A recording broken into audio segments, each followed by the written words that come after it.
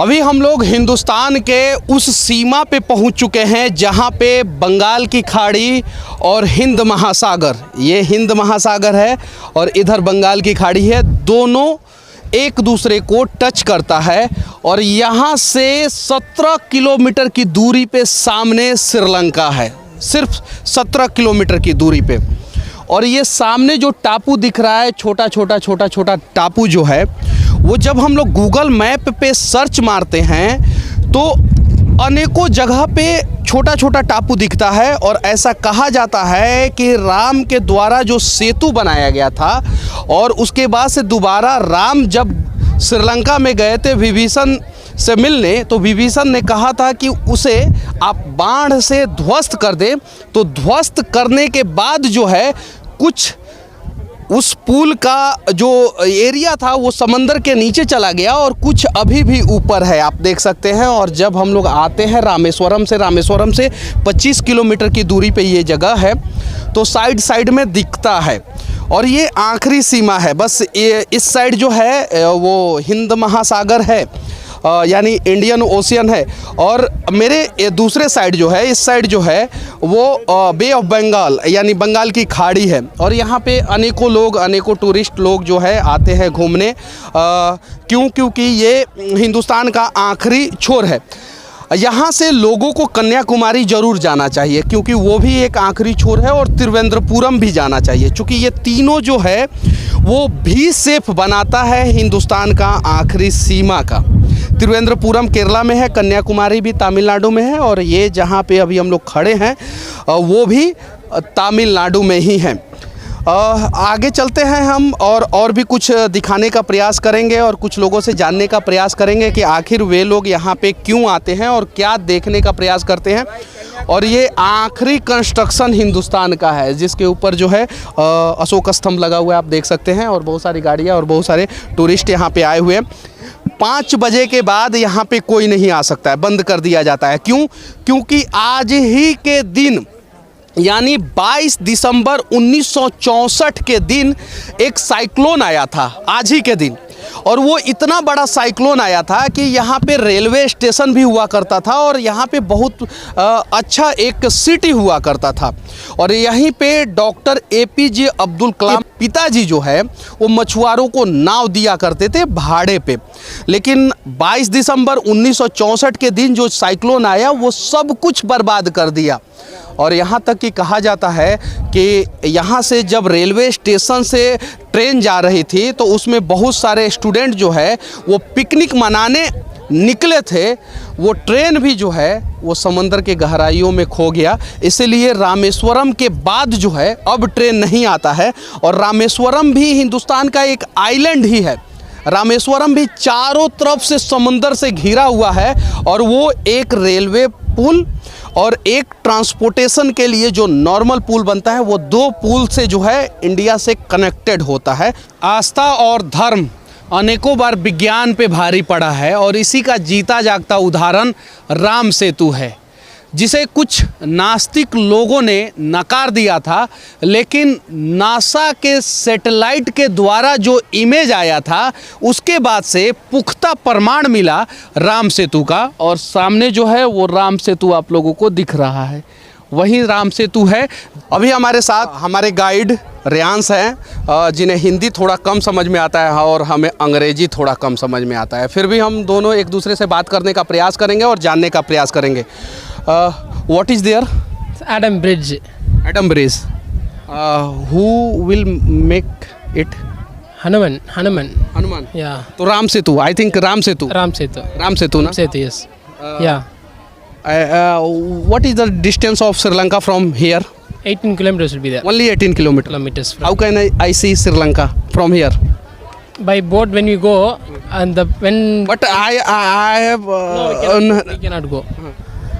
But we have to take a passport, this and all, visa and all, because Navy will be there, Sri Lankan Navy. So they. Yeah. Or Indian Navy? Where is Indian Navy? Indian Navy is not there. Not there. Yeah, it's not in. ये हमारे guide हैं और इन्होंने यहाँ पे लाया है और इन्होंने सब बताया कि कौन सा जगह कहाँ है, कौन सा मंदिर कहाँ है, और इन्हीं के मदद से हम लोग जो है ना अभी हिंदुस्तान के आखिरी सीमा पे आए हैं, जहाँ पे I think Bay of Bengal ना। Yeah, this is Bay of Bengal. This one Yeah, Bay of Bengal. And this one Indian Ocean. Indian Ocean. Yeah. फिर आगे चलेंगे और आगे भी कुछ दिखाने का प्रयास करेंगे। इस साइड जो है एक रास्ता है जो हिंदुस्तान के अनेकों कोने में जाता है और सीधे इसी रास्ते से आप दिल्ली, कश्मीर, कन्याकुमारी या किसी भी जगह पे जा सकते हैं। यहाँ से सिर्फ और सिर्फ हम लोग यही कहना चाहते हैं कि आप एक बार रामेश्वरम ज़रूर आएँ और यहाँ पे धनुषकोडी में ज़रूर आएँ ताकि आप हिंदुस्तान का आखिरी सीमा देख सकें। उसके अलावा इसके बाद से आप कन्याकुमारी और त्रिवेंद्रपुरम जाना ना भूलें, क्योंकि कन्याकुमारी में 3 समंदर एक साथ आके मिलता है, बे ऑफ बंगाल बंगाल की खाड़ी, अरबियन सी यानी अरब सागर, और उसके बाद से इंडियन ओशियन यानी हिंद महासागर, और त्रिवेंद्रपुरम जहाँ पे इस हिंदुस्तान का या दुनिया का कहें सबसे धनाढ़ मंदिर पद्मा स्वामी है, वहाँ पे भी जाएं और वहाँ पे भी एक बार दर्शन करने का ज़रूर प्रयास करें। क्या नाम हुआ आपका? मेरा नाम शैलेंद्र कुमार आरसे है। कहाँ से हैं आप? मैं छिंदवाड़ा मध्य प्रदेश से हूँ। आपका नाम क्या हुआ? मेरा नाम भास्कर कुमार। कहाँ से हैं आप? मैं रहने वाला तो बिहार का हूँ, बट मैं जमशेदपुर झारखंड का हूँ। क्या नाम हुआ आपका? मेरा नाम ज्योति रानी आर से है, मैं छिंदवाड़ा से हूँ। आप लोग यहाँ पे क्यों आए हैं? हमें जैसे पता चला है कि अपने हिस्टोरिकल अपने श्री राम जी की ने यहाँ पे शिव भगवान की पिंडी बनाए थे और यहाँ पे भगवान शिव का मंदिर है, उसको देखने हम आए हैं। तीर्थ अच्छा है और एक चीज़ ये है कि ये धनुषकोडी है, अपने इंडिया की सबसे लास्ट बॉर्डर बोली जाती है और यहाँ से श्रीलंका मात्र 18 किलोमीटर है और बॉर्डर श्रीलंका की और भारत की 18 किलोमीटर है, उसको देखने आए थे हम लोग यहाँ पे। अच्छा, यहाँ पे आप क्यों आए थे? यही हमारा राम सेतु देखने आए, हमारे हिस्ट्री है जहाँ राम सेतु दिखा गया आपको? कहने को तो यही है अभी राम सेतु, बट अभी ये कहने को नहीं, एक्चुअल में वही है। असल में शायद नीचे चला गया ये। नहीं, कुछ जगहों पे नीचे चला गया है, कुछ जगहों पे दिखता है। राम ने विभीषण के कहने पे अपने बाण से राम सेतु को डिस्ट्रॉय कर दिया था, तो कुछ जगह पे दिखता है, कुछ जगह पे नीचे चला गया है। तो यही है जिसे आप देख रहे हैं, वही राम सेतु है जी। और इसकी पुष्टि जो है ना नासा ने भी कर दिया था। क्या आप यहाँ पे क्यों आई हैं? हम तो धनुषकोडी देखने के लिए आए हैं और राम सेतु देखने के लिए आए हैं। राम सेतु दिखा गया आपको? नहीं, राम सेतु नहीं दिखा, लेकिन वो सामने जो है ना। जी जी जी, उसको देख के बहुत अच्छा लगा। यही सोच रहे कुछ भाग जो है राम सेतु का ऊपर है, कुछ भाग जो है समंदर के नीचे है। तो बहुत अच्छा लगा यहाँ आके, बहुत खुशी हुई, ऐसा लगा कि भगवान साक्षात भगवान के दर्शन हो गए हों। बहुत अच्छा लगा मैं यहाँ पे आके। अच्छा, यहाँ पे आप लोग आए हैं तो एक चीज़ और जाके आप लोग देखना, आधुनिक भारत के जनक डॉक्टर APJ अब्दुल कलाम की जन्मभूमि यही है और यहाँ पे उनका घर भी है और यहाँ पे नेशनल मेमोरियल भी APJ अब्दुल कलाम आज़ाद का है। वहाँ पे भी आप लोग ज़रूर जाना और उसे भी ज़रूर एक बार देखने का प्रयास करना। गए थे अभी वहीं से होके आए स्मारक से और बहुत अच्छा लगा उनका विज़न और मिशन जो उन्होंने छोड़ के गया बच्चों के लिए। एजुकेशन की इंस्पिरेशन है कि कैसे क्या वो छोटे से पेपर बांटते हुए और छोटे छोटे काम करके उन्होंने एजुकेशन लिया और इतने बड़ी जगह तक पहुँच गए। और उनका एक चीज़ वहाँ पे समझ आया कि बहुत वो उस टाइप के व्यक्ति थे कि वो किसी से किस प्रकार का वो नहीं लेते थे, हेल्प नहीं लेते थे, सेल्फ डिपेंड थे। अगर उनके यहाँ कहा गया, बताया गया कि अगर कोई व्यक्ति अगर राष्ट्रपति भवन में उनका रिलेटिव भी जाता था तो वो खुद के खर्चे के वहन से उनको उनका मेहमान नवाजी करते थे। भगवान श्री राम ने शायद कलाम को दूसरे धर्म में पैदा किया था, लेकिन वो फरिश्ता थे और वो ही आधुनिक भारत के जनक थे।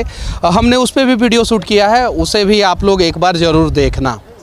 आधुनिक भारत के जनक APJ अब्दुल कलाम की जन्मभूमि और राम की मर्यादा पुरुषोत्तम राम बनाने की कर्मभूमि यही रामेश्वरम है। हम लोग धनुषकोडी से निकल रहे हैं और आप देख सकते हैं कि रोड के दोनों साइड जो है समंदर है। यहाँ पे बहुत सारे मछुआरे लोग जो है ना वो मछली भी मारते हैं। कभी कभी मछली मारते मारते श्रीलंका चले जाते हैं, क्योंकि श्रीलंका सिर्फ और सिर्फ यहाँ से 18 किलोमीटर की दूरी पे है और ये रास्ता जो है ना सीधे रामेश्वरम जाता है। और समंदर जब तबाही मचाता है तो क्या करता है, उसका जीता जागता उदाहरण ये जगह धनुषकोडी है।